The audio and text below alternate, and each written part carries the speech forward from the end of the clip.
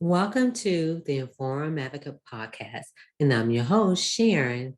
And with the Inform Advocate Podcast is the intersection of self-care, advocacy, and compassion among self-caregivers.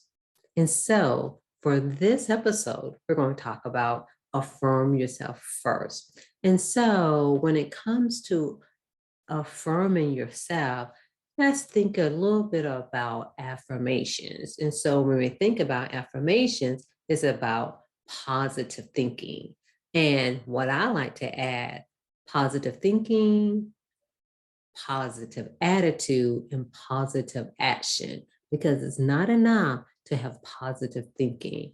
Now, we talked about what stress and trauma does. And when it comes to the body, a lot of times it really doesn't know the difference. The main thing it knows is that the fight, flight, freeze is turned on, it is activated. And we as human literally have to override our own nervous system to direct it in another direction. And part of that is what's considered self-regulate. And so how do you self-regulate yourself? And so I would say affirm yourself first, because we're always so good about affirming other people in what they're doing and what they're saying and giving other people affirmations. And even if we may have been told, say affirmations every day. Sometimes we may not have a complete understanding of it, or just may not believe the thing that we're saying in that, I am great, I am wonderful, I am enough, or anything else that it may be. Sometimes at certain points in a person's life, and especially when there's stress, especially when there's trauma as well, in that we don't believe it. But one thing that I will say is that the more you say it, because it's the repetition of it, is creating patterns. And again, when it comes to the mind impacts the body and everything. It is connected. And even when it comes to your spirit. So how do you affirm yourself? What are the things are you saying to affirm yourself? And as I said again, it's not only about affirming yourself, it's also about believing what you're saying. Because sometimes, especially when it comes to mental wellness, is that a lot of times people don't feel like that they are enough. And I would say at a moment in my life, didn't feel like that I was enough. And so I always like to tell people we're human first, no matter what our job titles are or what our educations are, where we stand in life, we're all humans first. And so we experience a lot of the similar things. We may just experience it in a different way when it comes to that. And so when it comes to you building your mental wealth, in order to do that, it's your own positive self-talk. And sometimes when you're doing that, you may get it from someone else. So that means when someone gives you a compliment, that means you are enough. They're seeing something in you that you may not be able to see within yourself. The other part of that, again, I say positive thinking and then positive attitude, meaning that I think, in which I wouldn't say I think, but my thinking will be I am enough. And then my belief, my attitude, I will embody it that I'm enough. I will feel it and I will know it, but I also will demonstrate it in my actions. And that is positive action.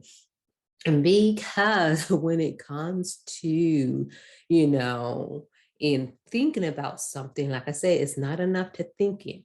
It's not and it's a process too. So the more you say those affirmations, but whatever it is that you may choose, then your mind will start believing it.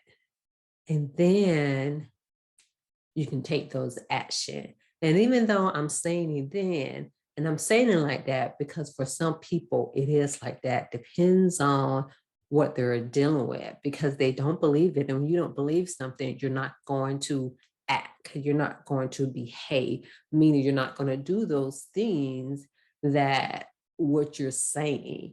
And so this is where of having the attitude, of having the belief of what you're saying is true. So affirm yourself first that, I have the capacity to do anything, because part of it is you may have to learn something new, whatever that thing may be. And even even if it is in a different mental space, meaning that you're not happy, and it's okay to be sad, to be able to accept that and embrace that. And again, going by my example that I am enough, meaning that I am behaving, I'm taking actions that demonstrate that I am enough, meaning that, it's like I'm not just saying it, but I'm smiling. And that even though I said I'm smiling, and that's true too, meaning that I'm doing things to demonstrate that I am enough. I'm eating healthy, that I am not bothered what other people think or say about me, and that even when certain things may happen throughout life, when kind of like the storm is there, that I will not get sucked under, where people will not get sucked over.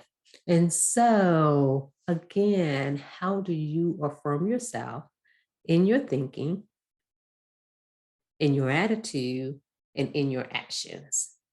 So, what I'd like for you to do is to make comments about that, write that down. Let us know how you affirm yourself. And it's important for you to affirm yourself first because when you continue to affirm other people, then sometimes they may not appreciate you when you're not affirming yourself. And when you are in need of something, it's just the way life is, the way I tell people. Because people say, well, I reached out, and this is whether you reach out to community resources or you're reaching out to people in the sense the resources may not be available. You are building your mental wealth by affirming yourself first. So thank you for listening to this podcast.